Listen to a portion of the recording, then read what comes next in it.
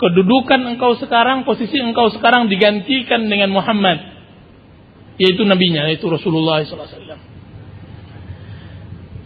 Apa yang dijawab oleh pemuda ini? Demi Allah, wahai Abu Sufyan, sesungguhnya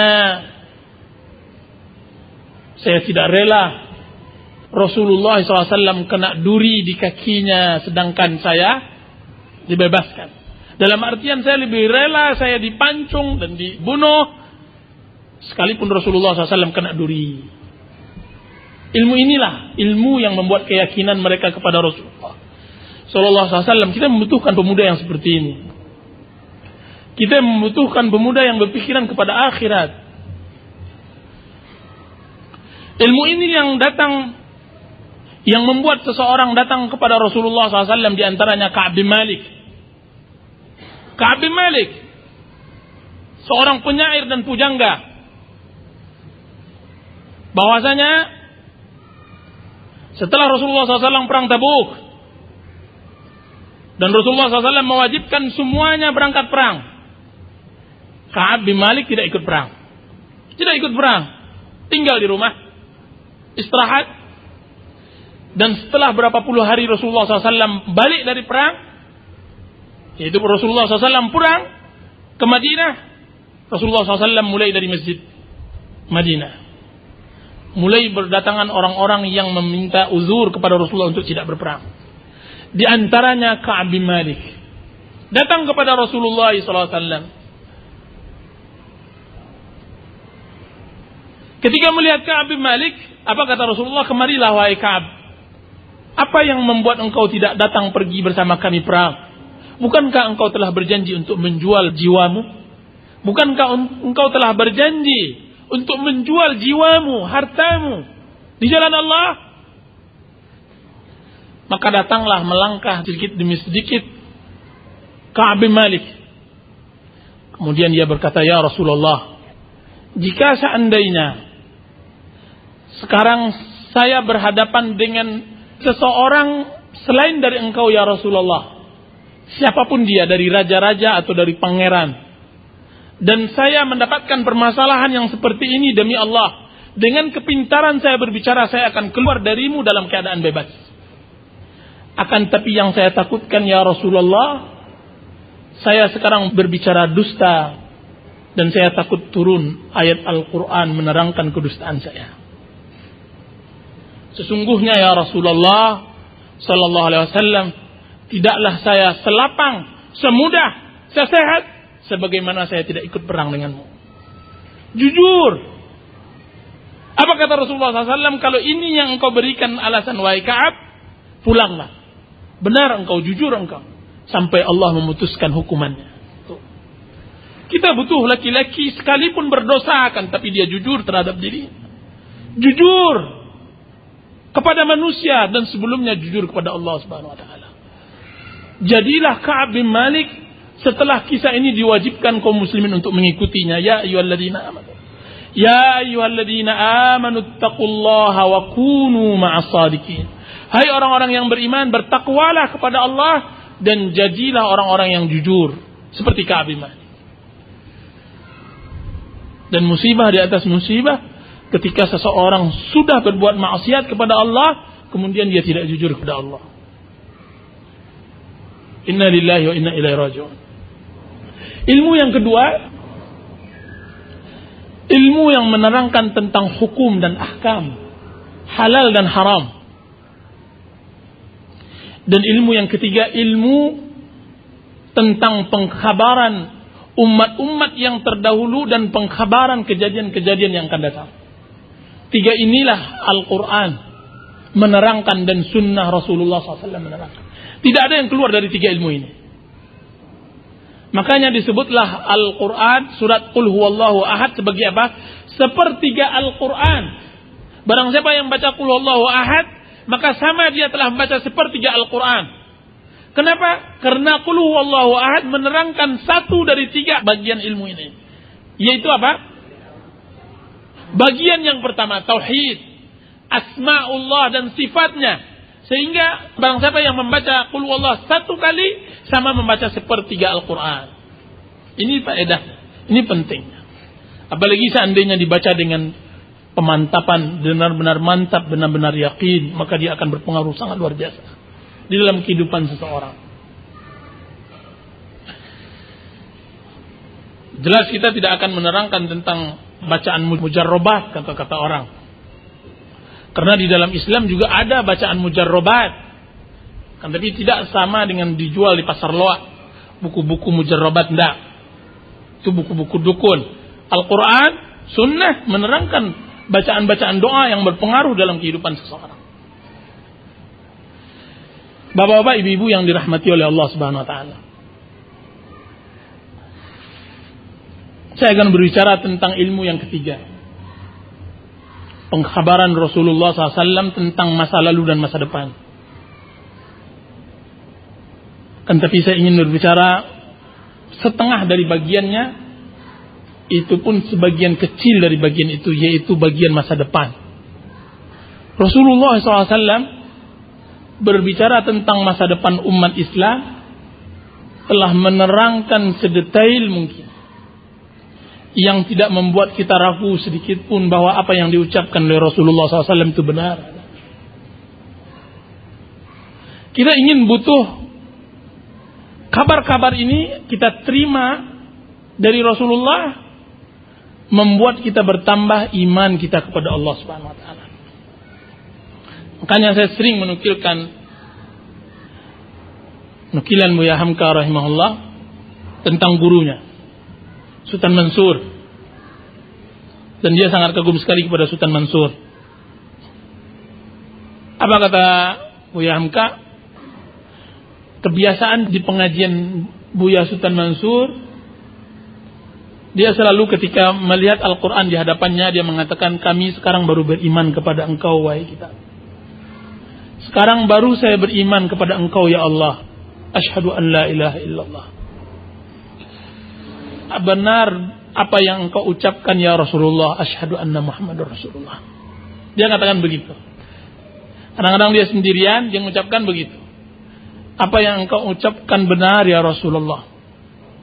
Tidak ada dusta sedikit pun. Apa kata Buya Hamka? Bagi orang yang pertama kali mendengar ucapan guru saya tersebut, mungkin menyangka dia adalah orang gila. Apa dia selama ini tidak percaya bahwa Tuhannya adalah Allah Subhanahu wa taala? Atau ada seorang muslim yang meragukan bahwa Muhammad adalah Rasulullah sallallahu alaihi wasallam? Akan tetapi sebenarnya kajian bukan sebatas zahir. Kajian yang disampaikan oleh Sultan Mansur adalah kajian yang sampai ke lubuk hati. Kajian yang dalam. Kajian yang menyentuh pori-pori kalbu dan sanubari. Dia meyakini ketika dia mengucapkan sekarang, benar aku akui engkau ya Allah sebagai Tuhanku.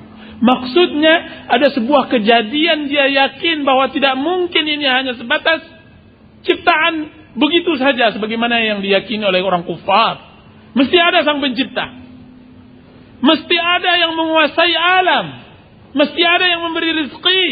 Mesti ada yang menguasai dan semacamnya. Keyakinan ini yang banyak hilang di masyarakat kita. Semua orang tahu, sampai anak kecil tahu bahwasanya Allahnya adalah Allah. Kan tapi meresapi di dalam hati, kadang-kadang butuh detik-detik, yang kadang-kadang detik ini lebih berharga dari dunia dan segala isinya. Dan kadang-kadang Rasulullah SAW dikatakan begitu, baru sekarang saya beriman kepada engkau ya Rasulullah. Maksudnya apa? Kadang-kadang kita pernah mentelaah sebuah hadis, kemudian tercocokkan di dalam kehidupan, maka langsung kita ucapkan sadaqallah wa sadaqa Rasulullah. Telah benar Allah dan telah benar Rasulullah SAW. Membuat menambah keimanan, menambah ketakwaan. Ini yang penting bagi kita untuk mempelajari masa depan umat Islam. Rasulullah SAW telah mengkabarkan kepada kita apa yang disebut oleh beliau sebagai fitnah, atau tepatnya fitnah akhir zaman. Dan akhir zaman ini jangan menyangka bahwa kita jauh darinya. Akhir zaman itu adalah zaman kita, Bapak Ibu. Zaman kita tidak pelak lagi, tidak syak lagi, tidak diragukan lagi.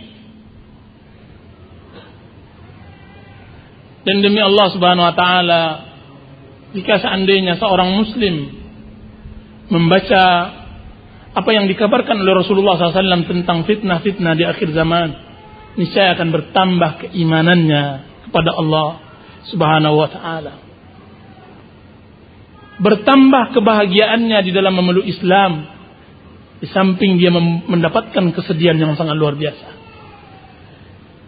Kebahagiaan di dalam kesedihan, kelapangan di dalam kesempitan, tertawa di dalam menangis. Itu muslim sejati di akhir zaman. Apa yang dia bahagia? Bahagia dia telah diberi taufik oleh Allah, masih diberi hidayah. Apa yang membuat dia sedih? Sedih adalah fitnah-fitnah yang menimpanya dan menimpa umat-umatnya.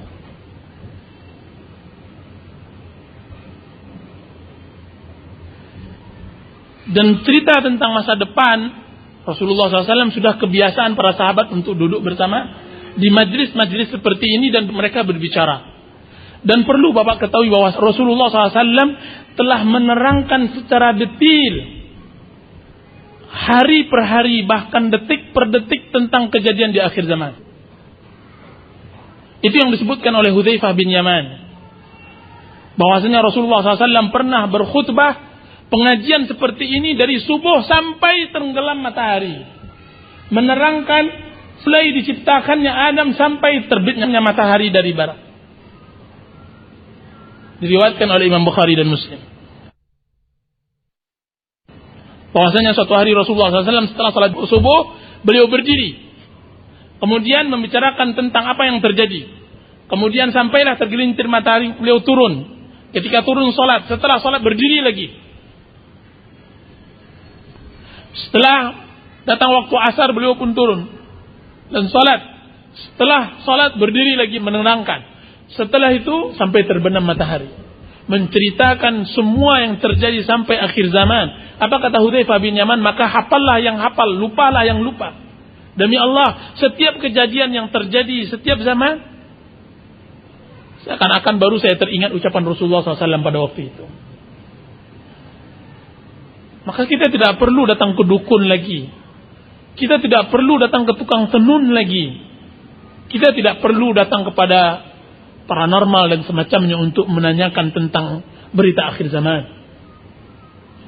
Subhanallah, dukun-dukun dahulu pada zaman dahulu jauh lebih mumpuni daripada dukun-dukun zaman sekarang.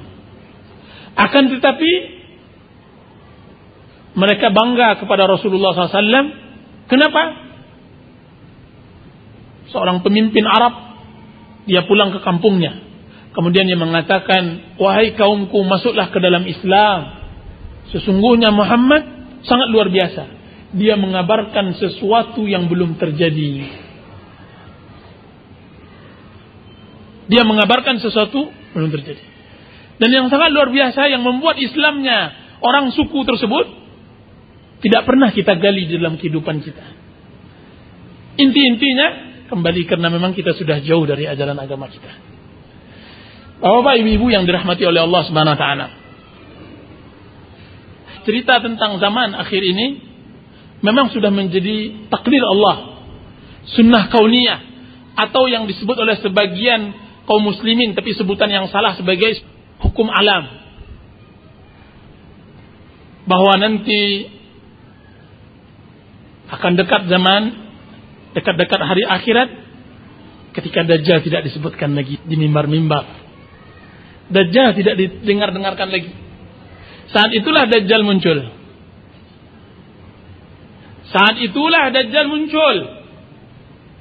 Dan Dajjal kita tahu, berita Dajjal diriwayatkan oleh Imam Bukhari, Muslim, Nasai, Abu Daud, semua sunan menerangkannya. Kan tapi sangat luar biasa apa yang disebutkan oleh Rasulullah, bahwa tidak ada lagi sang khatib berkhutbah menerangkan dan memperingati sang Dajjal. Padahal Rasulullah SAW mengatakan tidak ada seorang nabi pun mulai zaman Nabi Adam sampai Rasulullah kecuali setiap mereka memperingatkan umatnya dari Dajjal. Dan Dajjal akan muncul ketika tidak ada yang memperingatkan dan